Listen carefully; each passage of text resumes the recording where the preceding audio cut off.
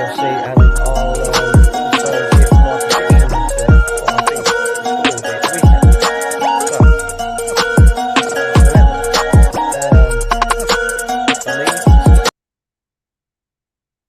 Good afternoon, everyone. Welcome back. I hope everyone is well.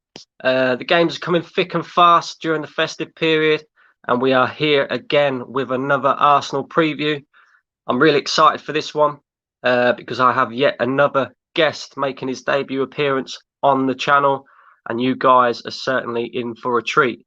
But before we get into all of that, big up to everybody watching, big up to everybody in the comment section, and big up to every single one of you who have subscribed to the channel so far. If you have not already done that, please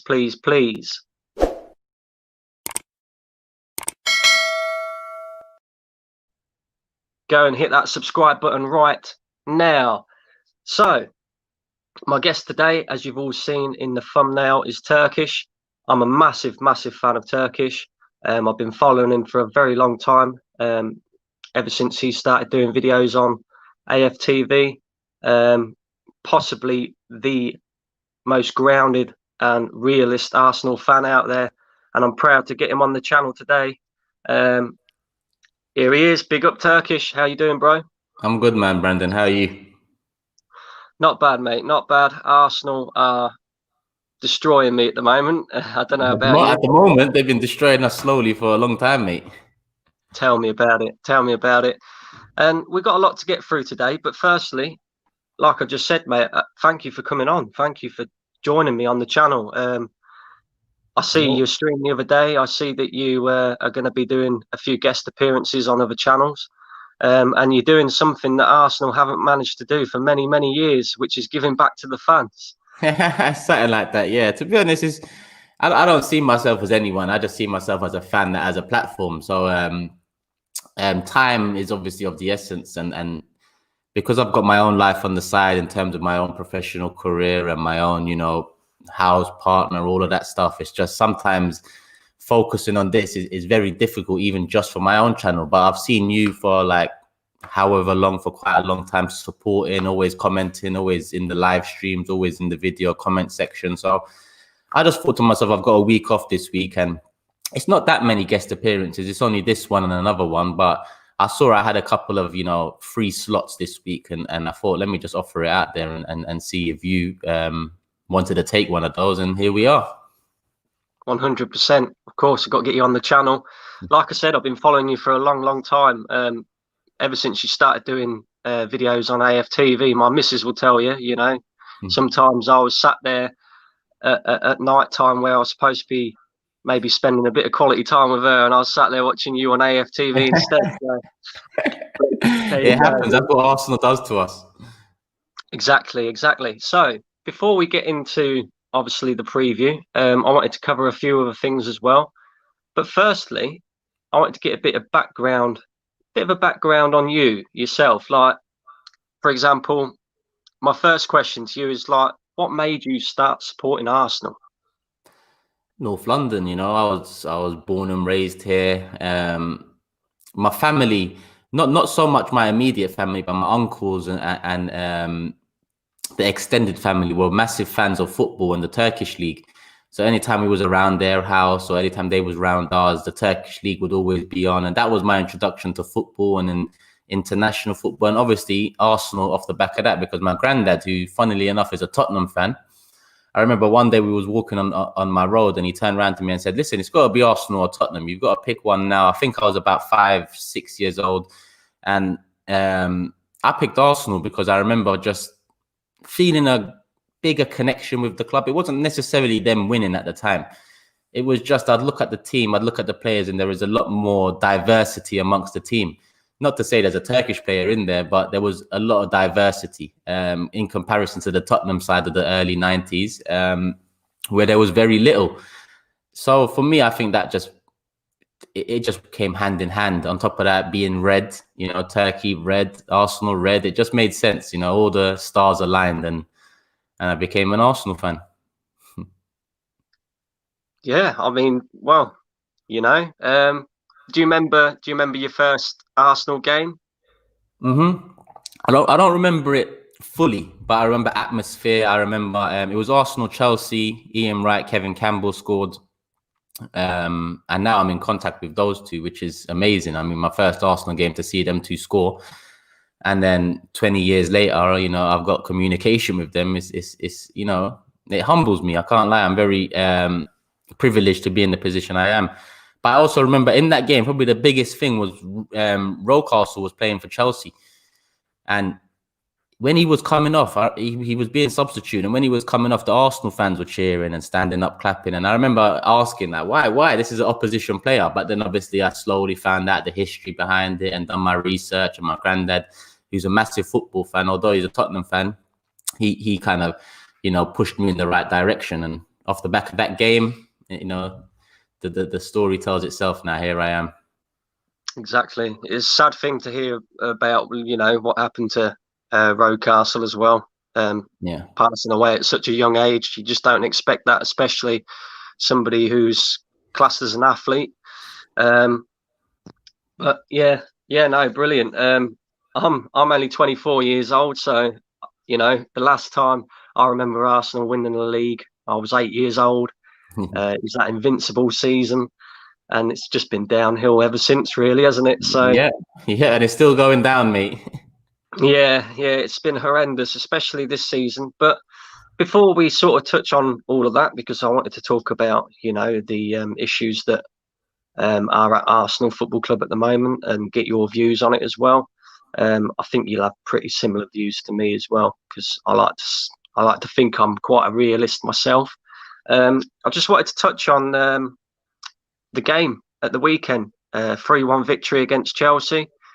Very unexpected result. I was expecting us to get absolutely battered in that with the way we've been playing in recent weeks. What did you make of it? Yeah, I'm pretty much felt the same. I mean, hardly any of us was really optimistic about a win. I think the best we could see out of it was a point. But lo and behold, you know, we pull one out the bag. And that's exactly what it was. We pulled one out the bag. I think as much as we played well, Chelsea were poor. To lose to Arsenal at the moment, and not only lose to us, like we actually played better than them, you know. I'm not saying we mauled them, but we played better than them, which is even more surprising than the result, because how many times have, you know, opposition played better than us, but we nick one, we nick two, and we get the 3 points. Yesterday or the other day was quite different. I thought we're actually playing quite well, but then I looked at Chelsea and I thought there's something wrong over there. You know, there's something wrong. You shouldn't be performing like this at Arsenal in the form we're in after a transfer window that they had over there.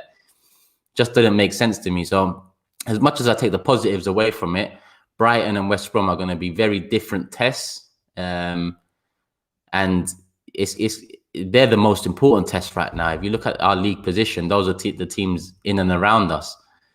If you ask my opinion, I just think that for the benefit of the club, finishing in the bottom half of the table, as weird as it sounds, would probably result in the biggest turnaround or the biggest reaction.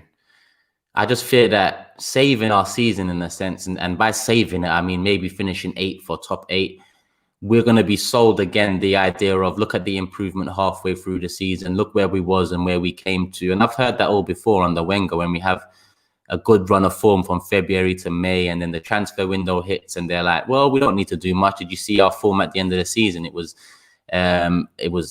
uncomparable to anyone. I just feel like that will come. So it's a bit of a catch-22 situation we're in. I don't think we're going to be relegated. I don't think we're going to be in a relegation battle.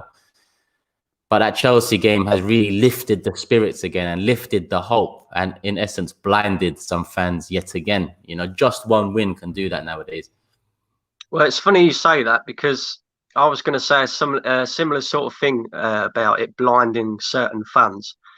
And I think it's about time these fans got exposed. Now, I'm not one for doing this normally, but I see a couple of tweets the other day and I just had to take screenshots of them. You know, some of these players in this squad have consistently let managers down year in, year out. And we know they're not good enough. And they have one good performance against Chelsea and everybody seems to forget about the past. And that is a massive problem with this fan base. So I'm going to go through a couple of these tweets here. I mean, We got one here that says, after yesterday's good show, I think that Hector Bellerin has grown into Arsenal's true leader and natural captain. What are your thoughts? I mean, what do you make? Can't be an Arsenal fan. Can't be an Arsenal fan. You know, I struggle to see how that person's an Arsenal fan. Honestly, that tweet is just banter. It looks like it's from a burner account, a Chelsea or Tottenham fan that's trying to, you know, kickstart the new episode of All Hail Bellerin. And there's plenty more where that came from, because I've got another one here that says Granit Xhaka had a typical Granit Xhaka performance yesterday. The only difference is that the team won, so the usual suspects didn't have to go looking for a scapegoat. Accept his value to the team or don't, but call him a liability, and the only thing you'll be is wrong. That guy's a wally anyway. He's always talking some sort of shit. But it's funny how these people talk after a win or after a decent performance. But for the weeks on end where we're performing poorly, for the weeks on end where these players are hiding and not standing up to be counted, they're conveniently quiet. If you go to that last person's tweet and go back weeks where, if you are a consistent reporter on Arsenal or a writer or whatever these people want to class themselves as, then as much as during the positives, you speak on the positives, when it's negative, you must speak on the negatives. How else? There's no point in us hiding and burying our heads in the sand, because the club are already doing that. So someone like that and people like that, they're waiting for this 8 out of 10 Xhaka performance, 6 out of 10 Bellerin performance to be, yes, we was right. Look, no one can scapegoat him. When in reality, yeah, you should be humbled. You should take a step back and look at your last year, 2 years of tweets and some of the support you've given players that right now don't deserve to be here, don't belong here, you know. But you want to act like everything's rosy and the problem is the opinions of other fans. Essentially, that's what that guy's saying. He's basically saying he can't be scapegoated today. Well, he just got a red card the other week by putting his hand around someone's neck. So in essence, are you calling that scapegoating when he is to blame? You know, there's too many agendas here, and people struggle to change their opinion. You can change your opinion. Time changes opinion. 2 years ago, I wanted Lacazette to have chance after chance at this club. 2 years later, I asked myself, has Lacazette, you know, done well enough here? No. With a year left in his contract, what would I do? Sell him. That's because my opinions changed over time, you know. You have to give players, 2 years, maybe 3. But after that, regardless of if you love their trim, love their swag, love their vibe off the pitch, love the friendship with Oba, you've got to put the club first, you know. And people like that on Twitter are they're literally just waiting for the next win or the next performance to make it seem like they're ultra positive and ultra Arsenal, and when in reality you're a bigger part of the problem as anything right now. Yeah, head buried in sand, nonsensical tweets. You know, it's just blowing smoke up their own asses, really. Yeah, I agree 100%. We've got another one here. I've committed to Arteta, Emil Smith-Rowe, Saka, Martinelli all starting. It's taken a few months, but the hard reset is finally here. Couldn't think of a better player to wear the armband than Hector Bellerin. You know, it is all nonsense. You're right.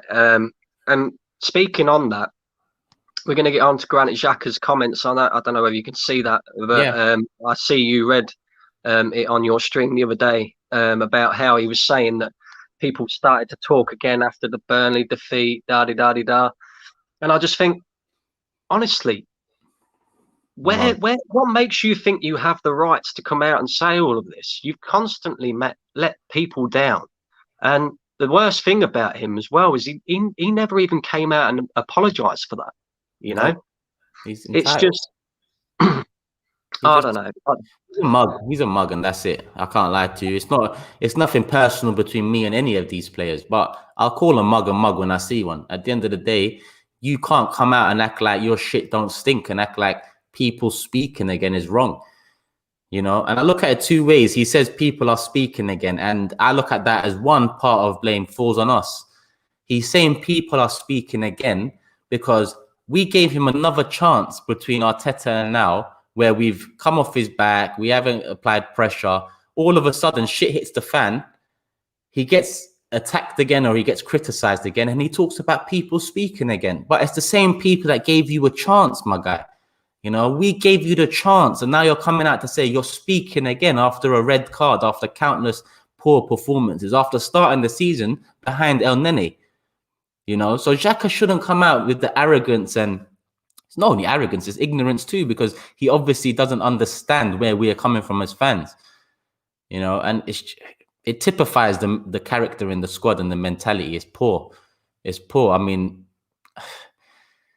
I can't lie to you. I'm so shocked at the comments he made, because it's like he's doing it with a smirk on his face. And for me, we need our experienced players to be more honest. I messaged Xhaka about being more honest after the red card and coming out and speaking. I said to him, literally, I'll bring it up now. Let me see exactly what I said to him. Because he reads my messages. He doesn't reply, but he reads them. So after he got sent off, I messaged him saying, one of you experienced, and I put experienced in quotes, players need to come out and speak. I said, lead. Everyone wants to hide. Tell us the truth. This club is not right, and it's been like this for years.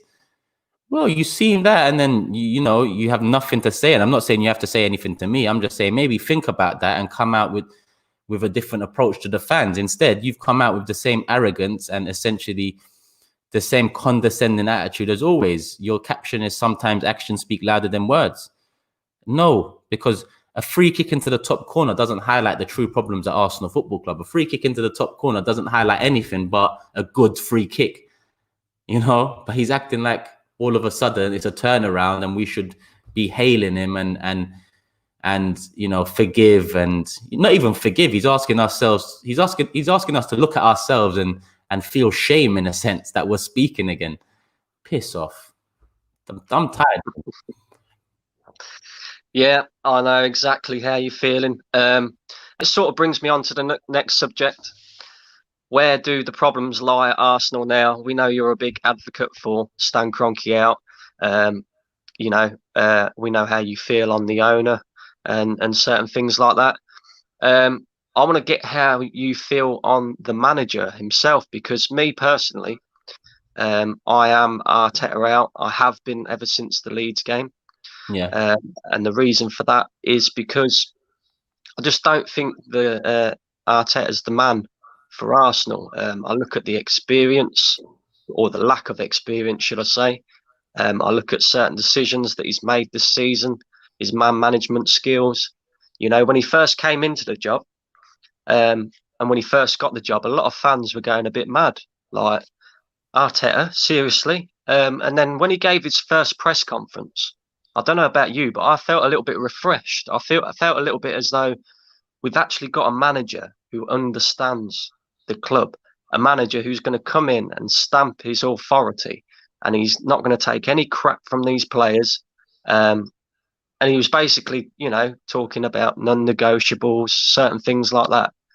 But over time, everything that he said in his first press conference seems to have just, well, not happened really. You know, he has his favourites, it seems. You know, you got Guendouzi, for example, being dashed out the team because of his attitude issues. And then you got the flip side of it, where you got Granit Xhaka, who's done exactly the same thing, basically, got himself sent off. Never apologised to the fans. Whether he did that behind closed doors to Arteta or not is by the by, really, because at the end of the day, the fans are the most important people in the football club. And he's back straight in the starting 11 the next week. And I just, you know, it makes no sense to me whatsoever. So for me, Arteta is not good enough for the job. He never will be. How do you feel about Arteta?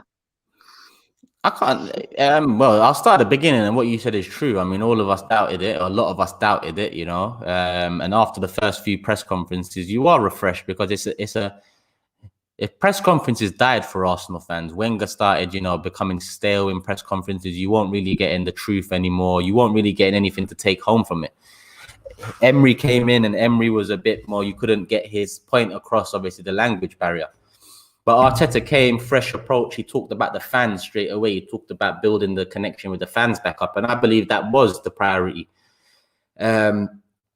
So I wouldn't say I became blindly positive or supportive of him, but it opened my eyes to think maybe he has something about him. He wasn't the one to go for, but maybe he has something about him. And then when we saw the next few months unfold, a bit of the same inconsistencies, yeah, he found some form, but he really didn't find good form until after lockdown. And again, that shows me positivity. He started post-lockdown with 2 losses and he changed the formation. At the end of the day, as much as we say, and it's right, he has no experience and nothing behind him. He can't turn around and say, I did this there, I did this there. Literally, this is his first role. So I have to look at the year and say, he's also learning. And the things like the formation change, that bodes well for me because it shows he can be proactive in his thinking, and it shows that he's not narrow-minded or too stiff to change it up. Guendouzi, I understand in isolation if a teenager acts the way he acted and doesn't apologize or doesn't come out, then I understand that in isolation. But like you said, when this Granit Xhaka thing happens, it's like, well, I understood it then, but now this has come up. Is it, Arteta, that you've learned off the Guendouzi situation and you feel like maybe you was wrong in the way you handled it and that's why you're handling Xhaka different? Or is it because you like Xhaka a bit more? It's a bit of a personal bond. It sounds like the latter to me.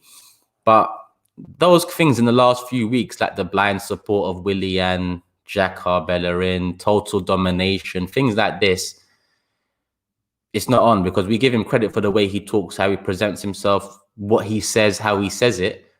But we cannot turn a blind eye to what he's saying now, the way he says it, how he's saying it, because his approach hasn't changed, but what he's saying has changed. And what he was saying in the first half, the first 6, 7, 8 months, it fills us with hope and optimism. What he's been saying over the last 2, 3 months fills us with a bit of pessimism, I think, to say the least. I think he's got a lot of learning to do. I'd agree with you that it's, he's not the right man, but I do think that the right man would even struggle at Arsenal right now. Hence why I can't say or add fuel to the fire of either, because yes, Arteta isn't the right man in my opinion, but we wouldn't go for the right man. And even if we got the right man, he wouldn't work out. So right or wrong man, I just think I can't keep on going through manager after manager and acting like the next one's going to have a new process that we should believe in, when in reality, the process starts from above. Yeah, I sort of have to agree. But I also look at the way that we play as well. Like I said, I was Arteta out from the Leeds game. And the reason being is because I don't know whether you watched the Football Terrace. I said it on the Football Terrace myself. Although we played with 10 men in that second half because Pepe went and stupidly got himself sent off, we was outplayed by Leeds for 90 minutes. And this is a team that's just come up from the Championship. Yes, they play good football. Yes, they have a system and a manager, who's been there for a long time now. And what's going on at Arsenal is new. But we're Arsenal Football Club. We should not be getting outplayed by teams that have just come up from the Championship. And for me, sitting in 15th place is not good enough either. I mean, we haven't got a 15th place squad. I'd say we're probably a top 10 team, no higher than that, because we finished 8th last season. All the teams that finished above us and proved better than us in the transfer window. So I would say that we are a team that should be finishing in and around 8th, 9th, 10th. But everything that's been going on recently, it's just not good enough. And it sort of stems from the manager. There's an old saying that says the players and the results on the pitch reflect the manager.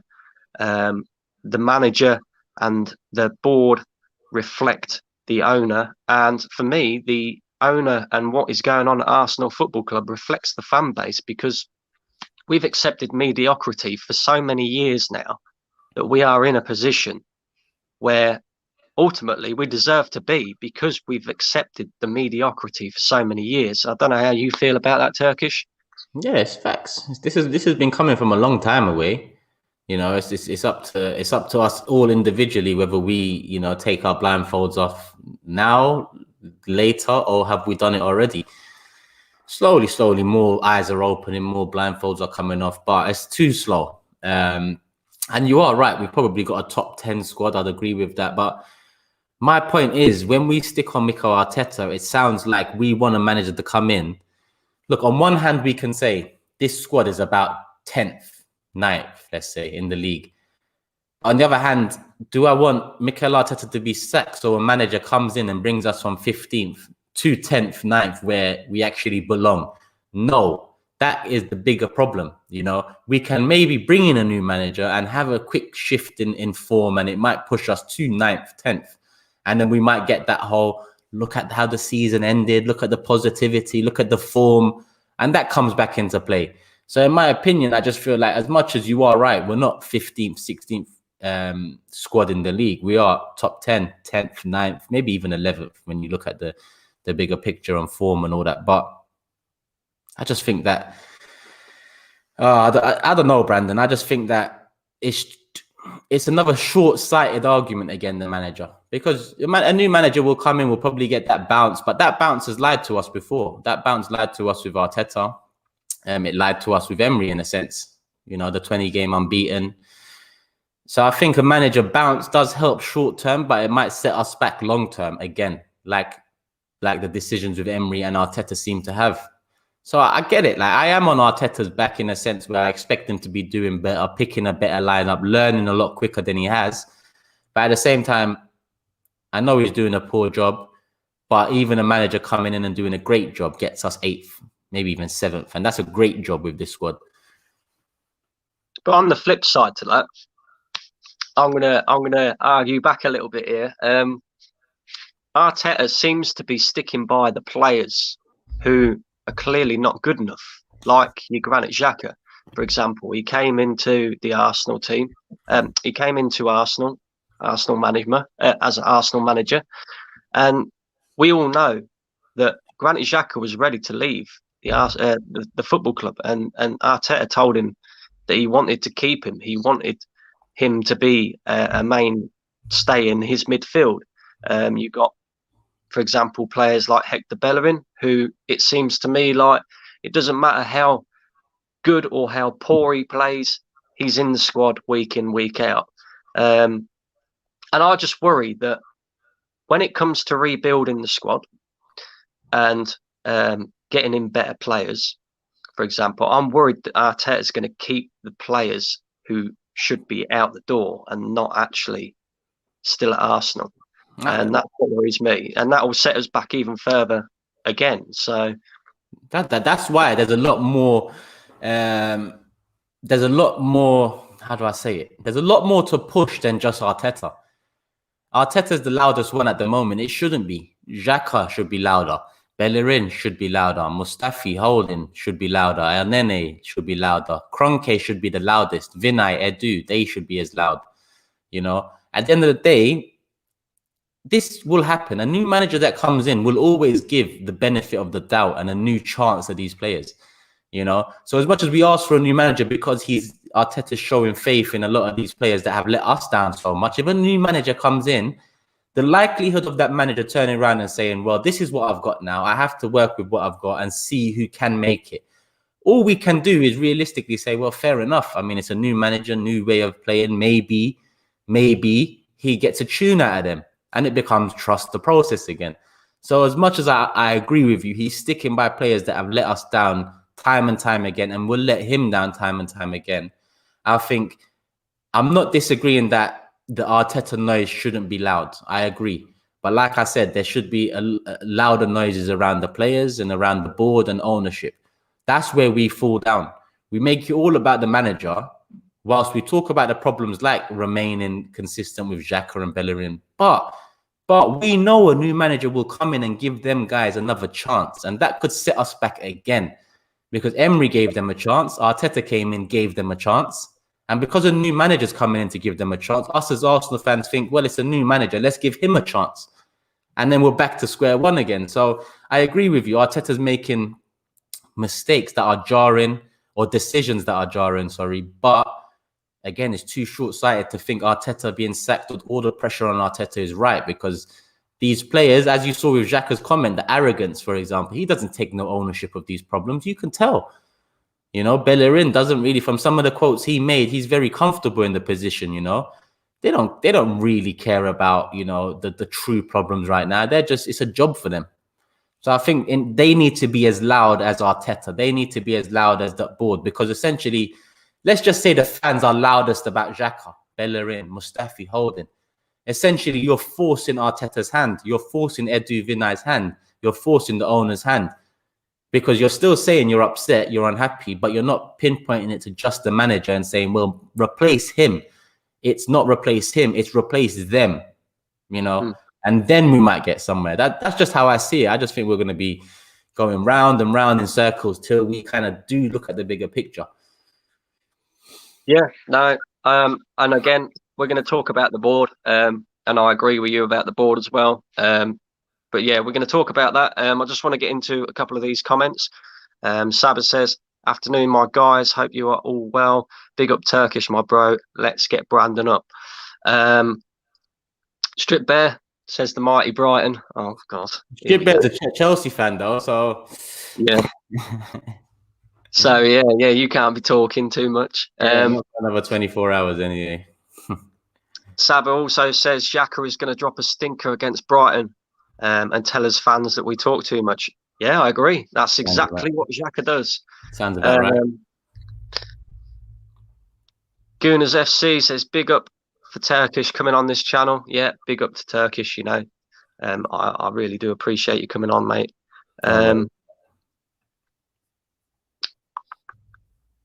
Arsenal HK says, I think we'll go with the exact same lineup we did against Chelsea.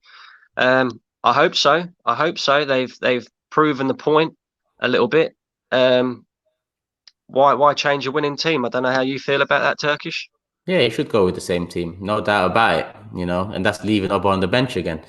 Ideally, I'd want to see Oba in front of those three youngsters, but at the moment, you know, Lacazette was there. We won the game. You remain with that team. Yeah, definitely. EGTV, a gal, he's been on my channel a couple of times, also off the Football Terrace as well. Yeah. He says, hey guys, Turkish, you were right about Danny Ceballos. Everyone owes you an apology. Big up a gal, man. Listen, I ain't getting no apologies for nothing. I don't need no apologies. I need people to open their eyes and not get carried away with some of the absolute shit that was sold by this club.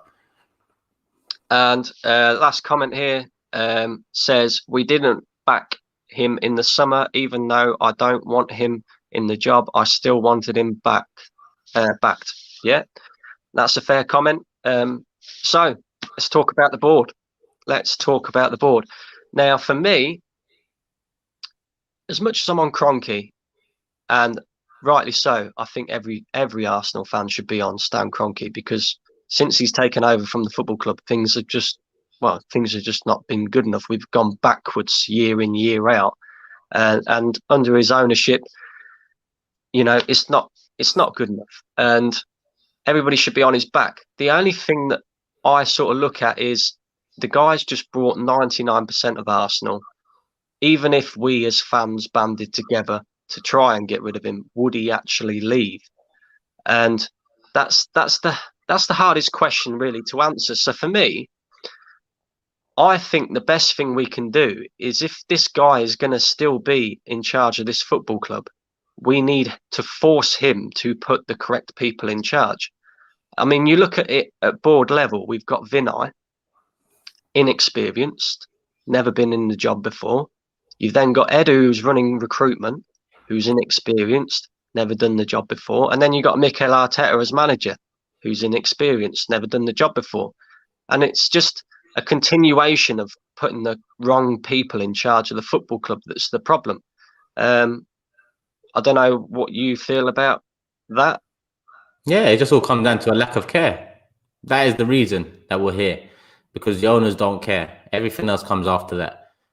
Literally, that is the reason. If someone asks you, me, anyone, what is wrong with Arsenal, the owners doesn't care is the answer. That's it. If they ask you, what do you mean by that? Then you can delve into all of these things, like the wrong people in the wrong positions, not overseeing the expenditure like an owner should, not doing their due diligence over a decade where football in the Premier League changed so much. You know, it just all comes down to the owners don't care. Full stop. Yeah, I agree. And we was promised so much as a fan base. We was promised that when we knocked down Highbury, we was going to compete for league titles again and be up there with the likes of Bayern Munich, Barcelona, you know, all these teams. We had Arsene Wenger in charge, who, look, at the end of the day, he had to go, but he was consistently finishing in the top four with a squad that, you know, arguably he should be nowhere near the top four with. So you got to give him props for the job that he did. And now that he's gone, you're sort of seeing it now. It's all become a bit of a mess. He was obviously quite a bit of a shield for these owners with the job that he did.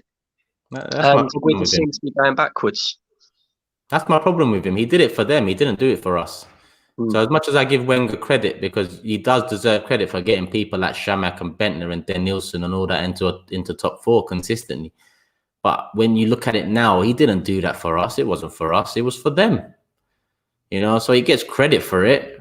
But I can't give him all the credit because he turned his back on us. And that is facts as well. He had a chance to come out in his book 2 months ago and tell us the truth. He told us nothing in that book. And a week later, The Athletic tell us that Kroenke said that he would never refuse Wenger a direct request for transfer money. So in the same week, Wenger brings out a book where I bought the book thinking, let me find out what really happened, Arsene. Tell me the truth. He told us nothing. And then the board put it on him yet again. So as much as Wenger is a legend and Wenger brought us some of the best times we'll ever see as Arsenal fans, it ended in a sour note, and he chose them over us. And I'll never forgive that. Okay. So on the board, on Stan Kroenke, on Josh Kroenke, how do we change the situation at Arsenal? What's your views? How do we get these guys out of this football club? Look, it's there is no definitive answer. All I'm saying now is that there is no chances to be given anymore, and that's what we need to make sure of. Kroenke out has been the common term for it all for the last 7-8 years, but it has got negative connotations. So I think that sell Arsenal is a much better way to put it. And I think that we need to remain strong in that. We need to remain united in that. And by that, I mean, let's say sell Arsenal becomes a movement and it picks up pace. It cannot just fall by the wayside if they pull out a signing out the bag or if they sell us a dream again. You know, essentially, we care, do you? I was big fans of them coming in because they came in right after I did a kit launch protest. It didn't go as expected. I tried. They came in and it looked like they had the nous, they had the substance, they had the following and backing to do something. 12 months later, they're pulling out saying that Kroenke has done well and it's a year of change and it's all positive. So that isn't the movement for us. We care, do you is asking a question. The question needs to be scrapped. I'm not asking Kroenke, does he care anymore or do they care? They don't. Whatever they tell us about be excited, be patient, they don't care. So we can't come off the path of that rhetoric. The rhetoric is sell Arsenal. Remain on that, remain united on that. Whether they go and pull out 3 signings out the bag in the summer, we already know that could be to appease us fans, to shut us up again. Sell Arsenal, or it's up to them to make us great again. Because if we create a movement that picks up so much pace and traction and becomes bigger than we care, do you, and become the main voice of the fans, the middleman between fans and the club, then they either have a choice to make. The pressure becomes too much. It's not worth it for them. Maybe they look to sell, or they look to prove us wrong and say, you know what, let's shut them up for once and actually turn it around. Either way, it works best for us fans. You know, we've got to stop giving hope and trust into people that have taken the piss out of hope and trust for the last 15 years. We trusted them already. We hoped in them already. We was excited by the vision. They took the piss out of all of that. But 12, 13 years later, you're telling us to be excited, be patient again. Nah, chances are done, Brandon. Sell Arsenal, remain on that one. That is it. Whatever they do, remain as vocal as you are now about sell Arsenal as you are after a transfer window where we buy 3 players. Because they can't get away with tricking us again, doing the bare minimum again. Yeah, I agree. That is also part of the problem as well for me. You know, these fans, we have a little moan, we have a little complain, and then they'll go and pull out a signing like a Thomas Partey, for example, and everybody's all on the hype train again, dancing around, doing all this madness, and it's like, was Thomas Partey ever enough for us? And we're seeing it now. No, he wasn't. Exactly. So obviously we've got a January transfer window coming up. Do you see Arsenal doing anything in the window? Because I've said myself that I personally feel that we won't actually really do anything. Maybe we'll try and get rid of a couple of players. Whether other teams are stupid enough to buy some of these players or not remains to be seen. But it's always in the winter window where we're promised that something's going to happen. And rightly so, because we should not be in the position that we are right now. But we always either turn into loan FC or we go and get a 33-year-old from Chelsea and give him a 3-year contract. I mean, what do you see happening in the January transfer window? I actually think we're going to do something. I can't tell you whether it's a good thing we're going to do or it's a bit of the same old, but we cannot do nothing. 15th in the league, we sold a dream again. Be excited in 2019, be patient in 2020. We have to do something in January, but do I trust them to do the right thing? Not really. Do I trust them to give back how they should give back to us fans at last? No. They'll probably try and do the bare minimum. In my opinion, what they need to do is a Basuma and a Buendia. And is the key word, both of them, and that would show me a change. That would show me some proactivity. That would show me that I'm not taking the foot off the gas. But maybe you are looking at your own mistake and you are looking at your own position and saying, maybe we do have to change it up. So for me, I think we will do something, but I'm not sure we'll do the right something. Okay. And while we're on rebuilding this squad, right, I've asked this question quite a few times. I'm going to ask the question to you as well and get your thoughts and feelings on it. I look at Liverpool, right, and I look at the way that Klopp rebuilt that squad. And the majority of the players that he bought came from Premier League or came from the English League. You look at Mane, came from Southampton. Van Dijk came from Southampton. You had Jordan Henderson there, who was already there, but he came from Sunderland. Mo Salah, although he came from Roma, he had a spell at Chelsea. Yes, it didn't work out, but he knew what the league was about. Robertson came from Hull, a team that had just been relegated. And I just think to myself, like, you look at the way you rebuilt that squad, and he's had less players flop because they already know the league inside out already, and they've already had experience in the league. And I just don't see why Arsenal don't look at something like that, because we've gone and spent £72 million on Nicolas Pepe, who, by the way, was having a brilliant time of it in the French league. And it just does not look like he has settled in this league at all. And personally, I don't rate what he's about. And I think he's a player who we could possibly look at cashing in on in the summer. How do you feel about that?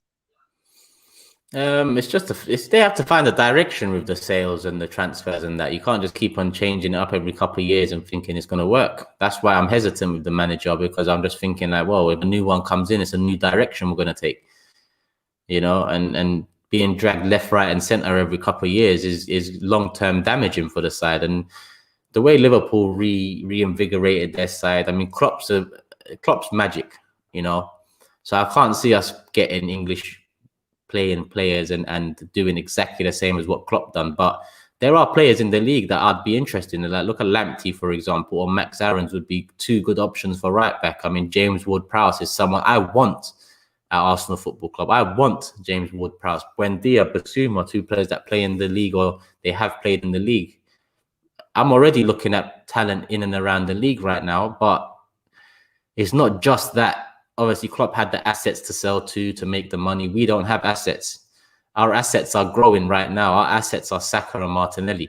That's the most valuable in terms of finances players we have in the side. Does that mean in 2 years, 3 years, we might need to sell Martinelli for 100 mil and try and reinvest it like they did with Coutinho? Probably. Because we haven't got the club and the structure to build around Martinelli and Saka enough for them to stay at this club for 10 years. Mm. I think in a few years, we're looking at Martinelli, the interest from other clubs, potentially getting a big sale under our belts. But who will be in charge of the finances coming in to reinvest? Look, Rodgers had finance come in after the Suarez sale, and he pretty much spunked it all. Klopp had finances coming in after the Coutinho sale, and look what he done. So it just depends who the finances drop into, and that's another headache for us because Arteta might be the right man. He might not be the right man. We don't know because he hasn't done it. At least Klopp was tried and tested and you could trust him. We're not in a position where we can trust our manager with all of that. And the worry is that we're the type of club who will probably let Martinelli run his contract down and let him go for free. Imagine, yeah, I can imagine. It's true. You're right. You're right. I'm dreaming of. I'm actually optimistic when I'm thinking about we could potentially get 100 mil for him in a few years. I feel like Arsenal, right? We've made so many mistakes. It's ridiculous. Like, we should have been looking at Manchester United, right? Manchester United, like us, we had arguably our greatest manager to ever manage Arsenal in Arsene Wenger. Manchester United had Alex Ferguson. They made massive mistakes in who they employed after Alex Ferguson, and now they've ended up with, a legend of the club, but he's also really, although he's been in management, he's also a novice in management at this level. And we've just got to make the same mistake. The only difference is we never went for the winners like your Van Gaals and your Mourinho's. We just skipped right through and gone, we'll employ a novice. And I just don't understand why we haven't learned from them mistakes. And we've just gone and made the same mistakes as them. If the club had anything about them, they would have put, if it was Mikel Arteta, they would have put someone as assistant manager to Wenger a good 5 years, maybe 2014, let's say, put an assistant in, and then, we can see that maybe that assistant will take over the reins after Wenger. Him and Wenger could build a team up for when Wenger goes, and then you have a seamless transition. The assistant steps up. He's already been at the club know him. He's got the respect. He's got the accolade. But instead, we don't do that because we don't ever do anything right. If Arteta came in that way, I might have, been sold on him a lot more. But it just shows the way we've done it is a lack of planning. And that's the bottom line of it. It's a lack of planning. Hence why we got Emery and then we got Arteta. 100%. So we're going to move on a little bit now. We're going to get into the Brighton Arsenal preview. I know you've got to get off soon, mate. So we'll try and make it as quick as possible. Brighton Arsenal. We mentioned it earlier in the stream. We'd go with the same lineup. Are we in agreement with that? Yeah, definitely. Yeah. Obviously, I see Lee mention it on his stream that Brighton have only lost one home game all year, and only won one home game all year, and that was against us. Could it be the typical thing where we go, there you go, have 3 points again? Or do you see this Chelsea result being a little bit of a turnaround? Could we actually, push on a little bit now?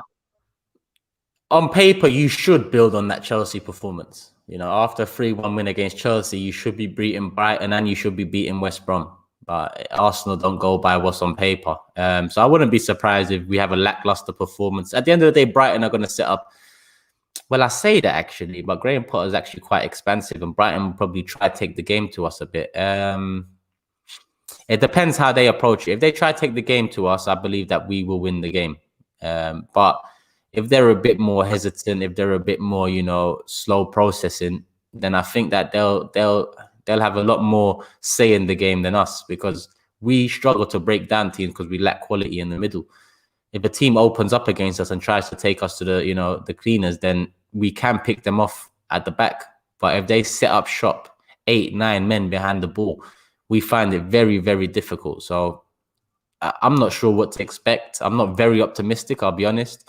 All I'm saying is we should win. I know we haven't won in 4 games against them. I know, the stat book, it doesn't work in our favor, but I don't care about form. I don't care about all that. This is Brighton. We've just beaten Chelsea 3-1. If you want to tell us and show us that there's anything about you guys as football players, then go out there and win the game. Because it doesn't all fall down to Arteta. At the end of the day, when I used to play football, my manager is the manager. At the end of the day, it falls on me. It falls on us on the pitch. I never used to look at my manager when we lost and say, oh, well, it's his fault. It was our fault. I was sad and upset and angry because I felt like we let down, I let down, or they let me down. And so it's the players. You know, I don't know how this manager thing has picked up so much pace and the players hasn't. The players need to be held as much culpable as the manager right now. Yeah, no. Again, I agree with you there. What was I going to say? I can't remember what I was going to say now.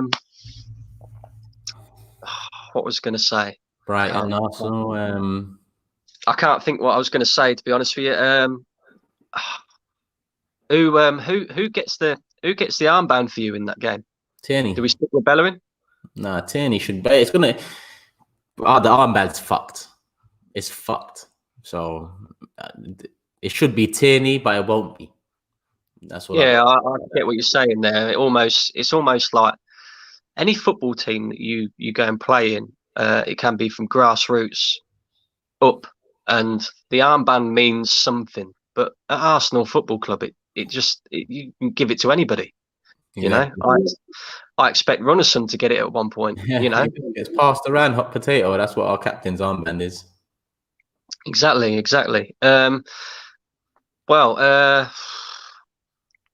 I suppose there's only one more thing to ask, and that is score prediction. Score prediction. I know you don't like doing score predictions very often, but I don't really. I'm gonna go off what they. Okay, let me do a head. Let me do my head versus my heart. Yeah, my heart off the back of the Chelsea 3-1 will say Arsenal will win 2-1, but my head will tell me that it'll be 1-1, a 1-1 draw. So I don't know which one you want to take. My head or my heart. Usually my head works better, but let's see what happens. I'm going 1-1. I'm going 1-1. I'm going 1-1. I'm gonna go 2-1. I'm gonna go 2-1. I think we would have got a lot of confidence from that Chelsea win, hopefully. For me, it all depends on who starts in the starting 11. If he keeps the same starting 11, then yeah, I think we can go on and win that game 2-1. Martinelli sort of sets the tone in the Arsenal team for me, you know, with the way he works on and off the ball. Yeah.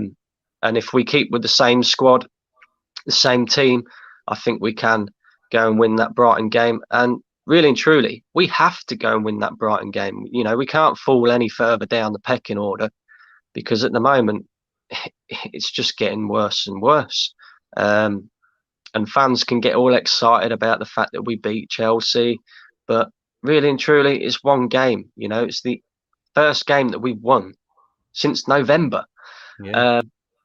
And people have got to look at November that as well. Yeah, exactly. Early in November. So it's like, I don't know. I'm going to go, I think it'll be 2-1 Arsenal. I think we'll just about scrape that. If not, then I'm going to be sat there waiting for Mopai, you're a cheat. And this, that, and the other. I hope Brighton get relegated. Well, that might come back to haunt you, Ty. You know, we might end up being the ones being relegated.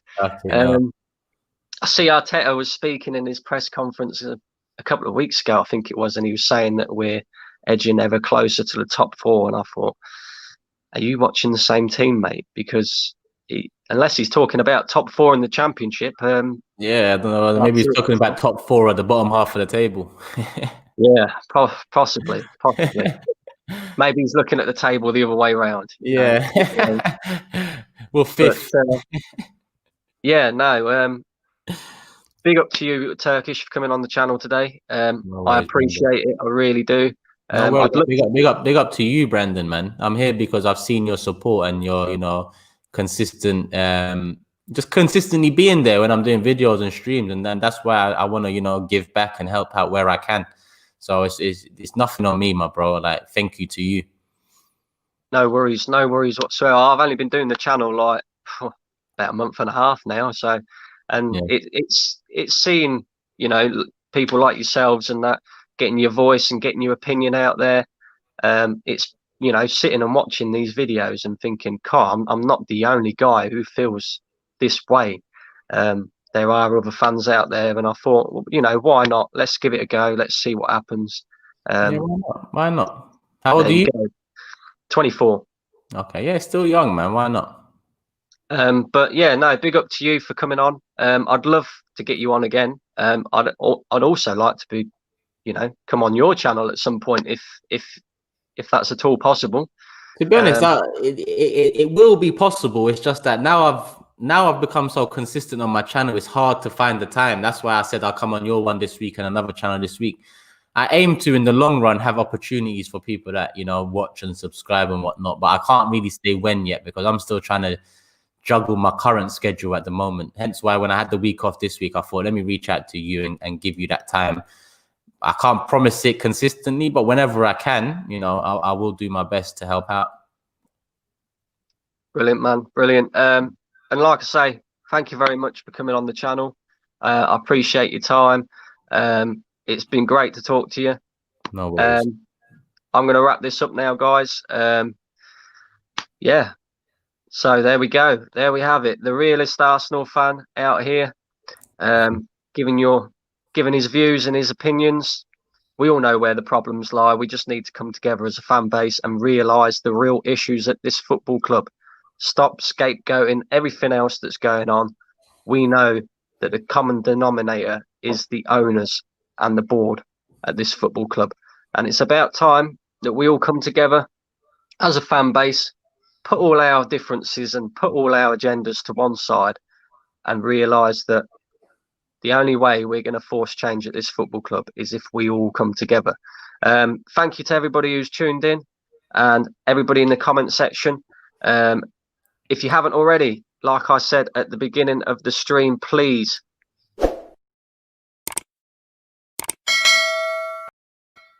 go and smash that subscribe button. I'll be bringing you plenty more content.